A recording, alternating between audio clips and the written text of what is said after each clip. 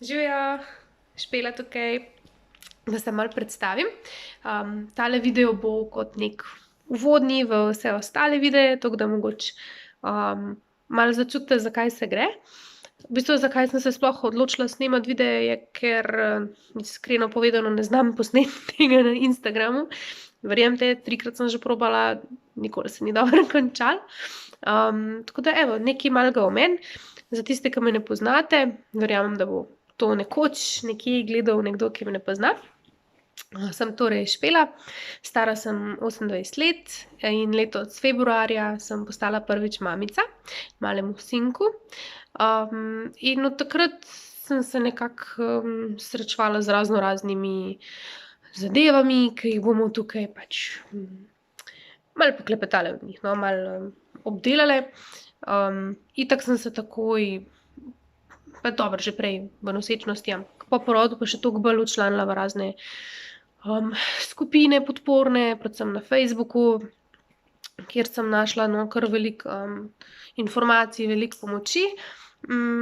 Zdaj bi pa rada to nekako povrnila vesolju in drugim mamicam, ki se mogoče srečujejo z istimi dvomi pa vprašanji, da mogoče malo lajšam. Se mi zdi, kasneje, ko sem prišla v slovenske skupine, da je tam veliko poudarka na tem, da je treba biti vsem neki 100% in stalno nek pritisk na mamice, da je to tako, da je to drugače.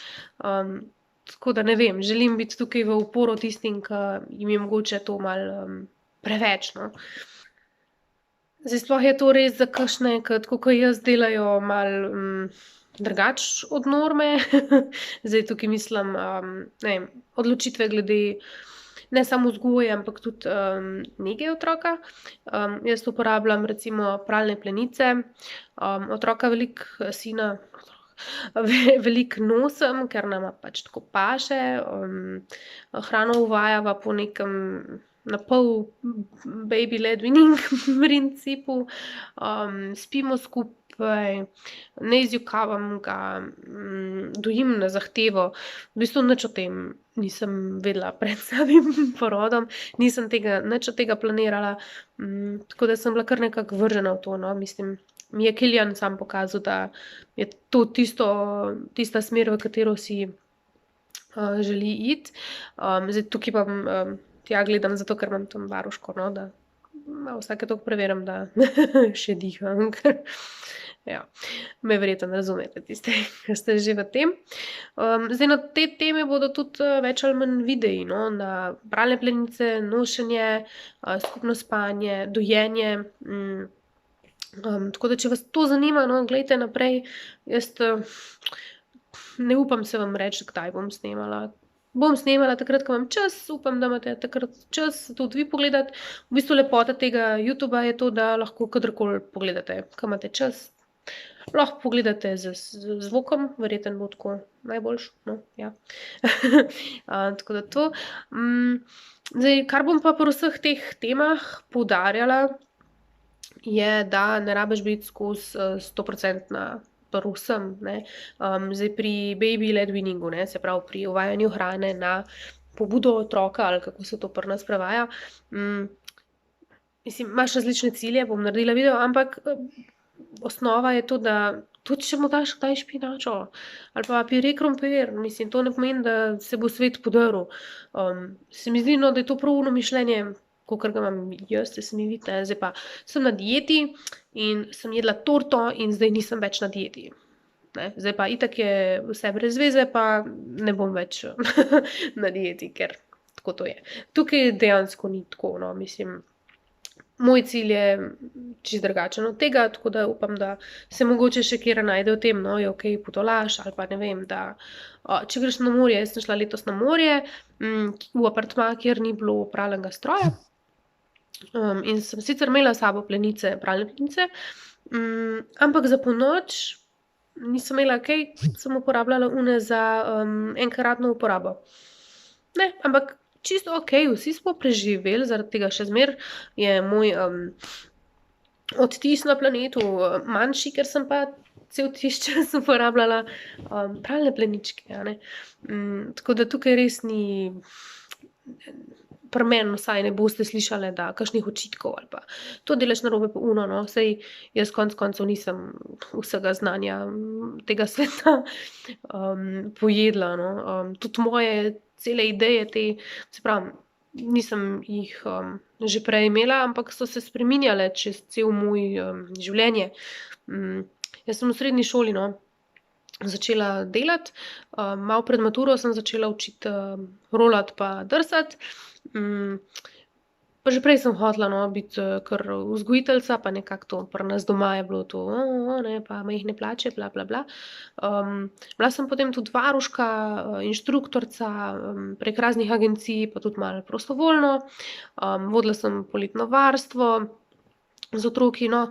Po gimnaziji sem vpisala faks, in sem skoraj že dokončala filozofijo, ker sem mislila, no, to je pa jaz s to filozofijo ne bom glih dobila službe. Sem šla narediti še prekvalifikacijo, v bistvu poklicno maturo za pomočnico vzgojiteljice. Pol sem tam videla, da je cela štala s temi strokovnimi izpiti pa z onimi papirji pa tisto pa tret.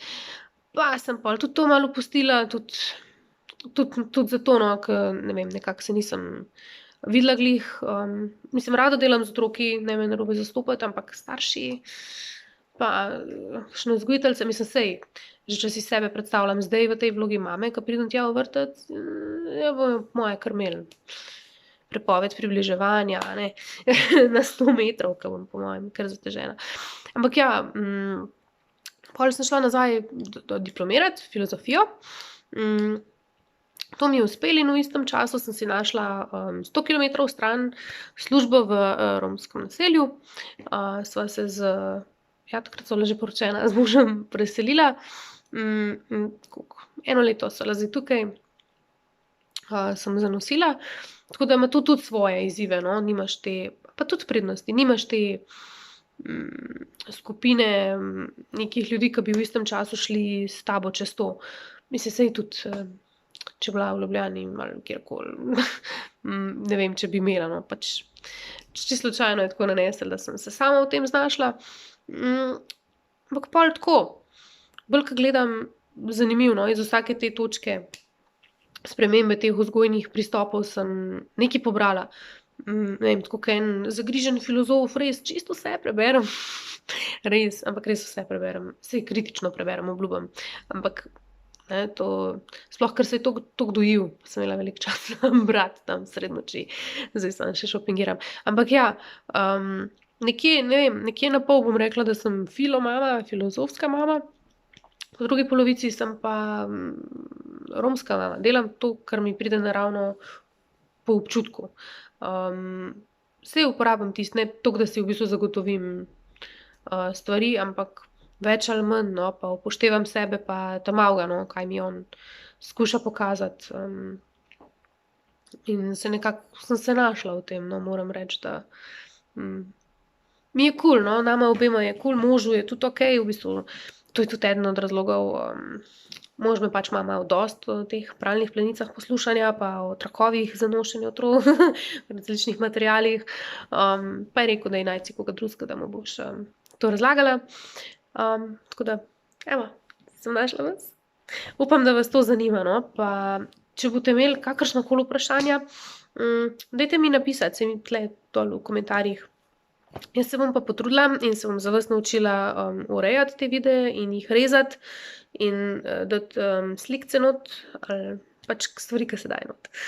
Tako da hvala vam, komaj čakam, da se vidimo.